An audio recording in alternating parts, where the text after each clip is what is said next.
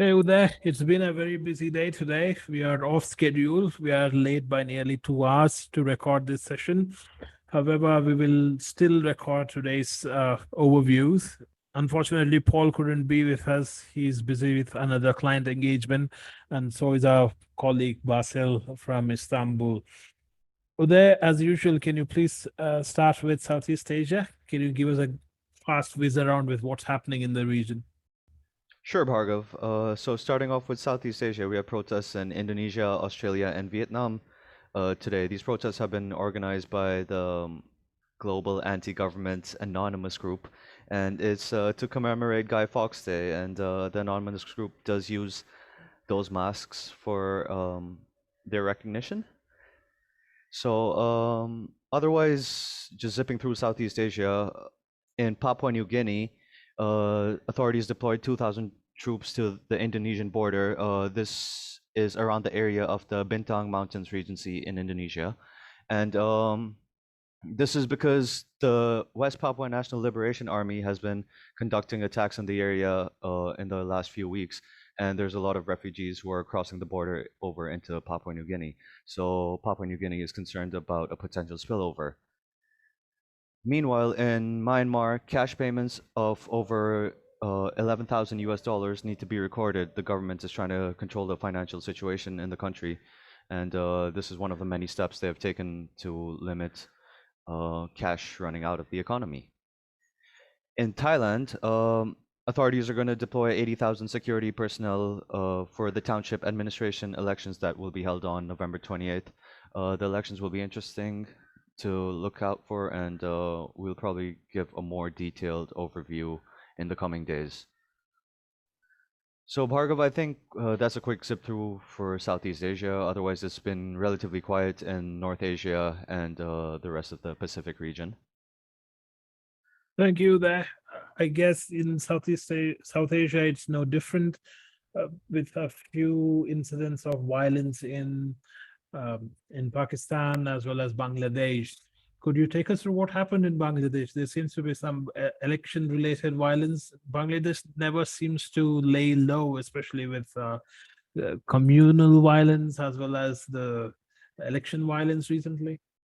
Yeah, and I would say it's not even recently, like for a long time, Bangladesh, if there's any elections, there's a high chance of violence in Bangladesh across the country, and it can spread very fast. So 3 people were killed and 15 people were injured in election-related violence in Narsingdi, which is in the Dhaka division, and the violence was due to clashes between supporters of different candidates. Now, these different candidates have their hardcore supporters who start fighting with each other in a bid to establish supremacy and get noticed and to have influence over a very localized region. So these incidents are frequent and they blow up quite fast. However, the Islamists in Pakistan are there. They seem to be quiet yesterday and today. And are they up to something? Well, they're I think they're sitting back and enjoying their tea, because the Pakistan government is to rescind the ban on the Tehreek-e-Labbaik Pakistan, which was at the forefront of the recent violence and protests in the country. And basically, TLP have essentially become stronger, and they will be a political force to reckon with. And the Pakistani government is releasing its members, and it's expected to release their leader Saad Rizvi soon. So they're quite comfortable. I don't think they need to make a lot of noise at the moment. They've got what they wanted. Do you have anything to add to that, Bhargav? Well, I guess the Islamists and especially in Pakistan doesn't really surprise me at all. It is always an amusing area. It's a place where Afghan Taliban acts as a mediator between the Pakistani government and the TTP, Tehreek-e-Taliban Pakistan or Pakistani Taliban. I mean, I can't really imagine or describe the irony in this situation. Wouldn't you agree with I that? mean, it is a very absurd situation, and from what I'm seeing, these are still rumors at this point, but the Pakistani government is offering plots of land to senior TTP leaders. Now, this isn't confirmed, but it just adds to the whole absurdity of the situation. So, yeah, it it is quite comical. And the security situation in Afghanistan doesn't seem to be improving either, with multiple bomb blasts, or let's say crude bomb blasts, Ye- suspected to be by the ISIS-K. Is that right, Uday? Yeah, and I wouldn't say it's that crude also. They've been conducting attacks in Kabul, their stronghold of Nangarhar, and the Taliban is still facing several challenges to its governance and security. We'll actually be releasing a report on this shortly for clients who are interested. And apart from the threat from the Islamic State Khorasan, there's also infighting between different Taliban groups. Yesterday in Bamyan, there were clashes between two different Taliban groups, and 3 people were injured in that. So as the economic situation and the civil society situation worsens, you could see more of this coming up, and it doesn't point to, it's a bleak outlook for Afghanistan's future. Unfortunately, so rebels are celebrated, idolized, and even they depict a romantic picture outside. The moment they come into power, all of this rebellious attitude kind of falls apart when they really have to take responsibility for the actual governance of the country. They actually see the real challenges, and Taliban is the best example I can give. When they are in power, they'll actually see the difficulty in what we call governance. Not many people have mastered it, and Taliban is unlikely to be one of those who can claim mastery over governance. Moving on from South Asia and the quagmire of problems that is Afghanistan, in the Middle East, it's been a usual day with a few bomb blasts and airstrikes, mainly in Iraq and Syria. 3 suspected terrorists were killed in a gunfight with the Iraqi security forces in the Al Ratha district of Al Anbar governorate. And in Syria, Russians have been active. They conducted 10 airstrikes against suspected Islamist State strongholds yesterday in Rusafa Desert, in the outskirts of Raqqa. Raqqa was famously the base for Islamic State in Syria. The Islamic State may have disintegrated, however, they still have a few strongholds in the region, and they continue to create trouble for Syrian authorities, the Syrian rebels, as well as the Iraqi authorities, along with the US forces in the region. Uday, wouldn't you say that when IS did have territory, it was much easier to target them because you could actually recognize where they are? Now that they have disintegrated and uh, distributed themselves across the region, such as to regions such as Afghanistan, it is much harder to tie them down. I completely agree with that, Bhargav. So when they had territorial control, you could see who the enemy is, and when they controlled Raqqa and other places in Syria and Iraq, it was fairly easy for the U.S. to conduct airstrikes, and on the ground they had the Syrian Democratic Forces doing ground offensive. But now the Islamic State is back to an asymmetric insurgency type group, and these kind of threats in the global war of terror has shown how hard it is to mitigate against them and deal with them. So, yeah, I mean, we're seeing it outside of the Middle East too, in Afghanistan, in parts of Africa also. So when these groups get more decentralized and they spread apart, and it's a lot harder to deal with them. That is true. And speaking of Africa, Ethiopia is boiling again. Their trouble with Tigray region has come to a hilt, and the Tigray rebels are literally at the gates of the capital. A state of emergency has been declared in the country, and civilians with weapons have been ordered to register themselves with the authorities. The government is encouraging civilians to arm themselves in the impending fight with the Tigray rebels. The parliament approved a 6-month-long nationwide state of emergency yesterday. The decree was issued as the rebel groups, the Tigray People's Liberation Front and anti-government forces, including Tigray Defense Forces and Oromo Liberation Army, are rapidly advancing to the capital, Addis Ababa.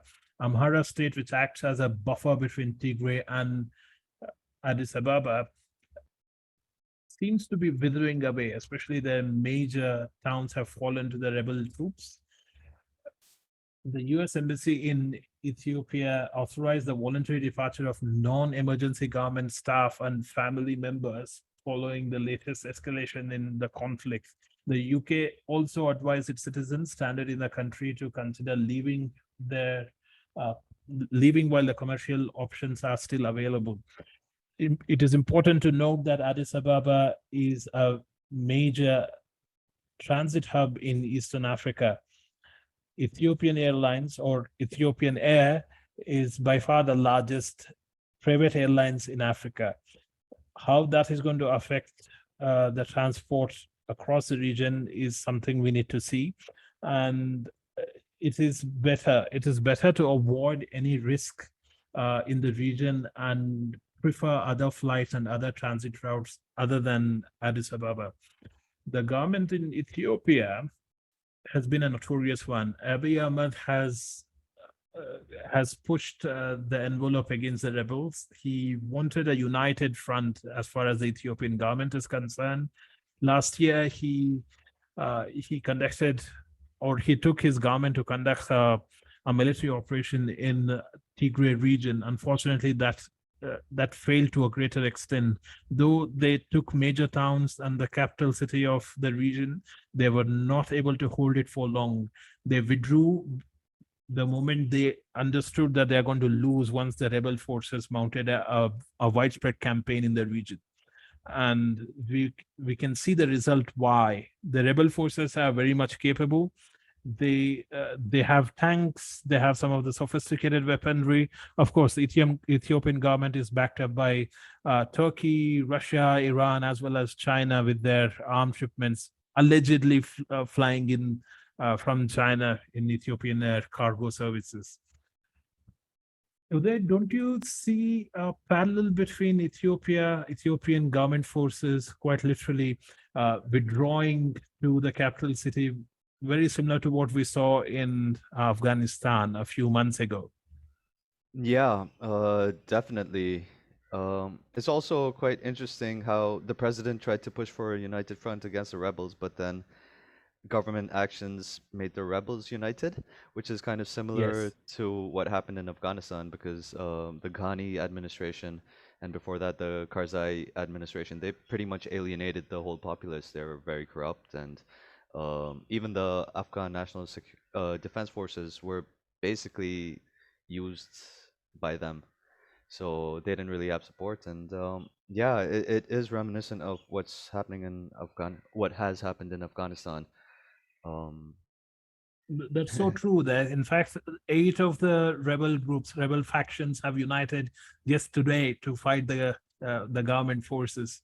And government forces, despite all the wealth, there are, at the moment, they don't seem to have the strength to face up to the rebels. They have already lost a few critical towns in Amhar region, and that is unlikely to aid them in any way that they get weapons from outside. It's mainly about their support at the ground level among the populace. Of course, Addis Ababa is a modern city with a lot of Chinese investments of recent. However, that is not going to prepare them to fight a conventional or an unconventional war if they do not hold support. Speaking of other parts of Africa, there were issues with police personnel in Nigeria. About 4 police personnel were killed by armed bandits in the Ekwansigo local government area of Anambra state. At the same time, there were major terrorist activities in Niger as well, especially focused on the tri-state border. At least 69 people have been killed in suspected terror attacks around 50 kilometers from the commune of Baning Bongon in Niger, or Niger as they call it in French. So they're moving over to Europe. The climate conference is taking place as we speak in Glasgow, or Yeah. was it this week? So in Glasgow, as the climate conference was taking place, there were and pro-environmental activists protesting in Glasgow, and there were other protests in London as well. And Europe otherwise has been quiet relatively. However, there were labor unions creating the scuffle as usual. Uh, Uday, anything to add to that? I mean, the conference was interesting. Greta Thunberg said she doesn't trust politicians after this. I think she's growing up a little now. And there was also Indonesia pledged that it would, try to offset some of its carbon and take better care of the environment. But then, following the conference, the environment minister over there said that they would continue their massive infrastructure projects, which are degrading the environment because those are nationally important. So there's been some criticism against the government in Indonesia over this also. And over there, environmental concerns, a lot of people's livelihoods are affected by these projects, and it creates flash floods and landslides, and it makes things more unsafe. So Okay. yeah. Yes. Other than the environmental issues, there are a few other developments in Europe as well. The government introduced a new COVID-19 health pass in France for those who are traveling from non-European Union countries. This applies to anyone who was vaccinated outside of the EU, Schengen zone, or the UK. Anyone who was vaccinated in a non-European Union country may get a French QR code-based pass before they can use the health passport. Other than some of the labor issues in Greece, that's pretty much it from Europe. Uday, can we call it a day? Call it a day now? Yeah, I think we can. It's still a busy day for us, so I guess we'll drop off here and Certainly. we'll Thank get you back there for next week. joining me today. Yep. I know we were understaffed today, but we certainly pulled it off. Yep. It happens. We manage. Yes. Thanks, Uday. Thanks, Bhargav.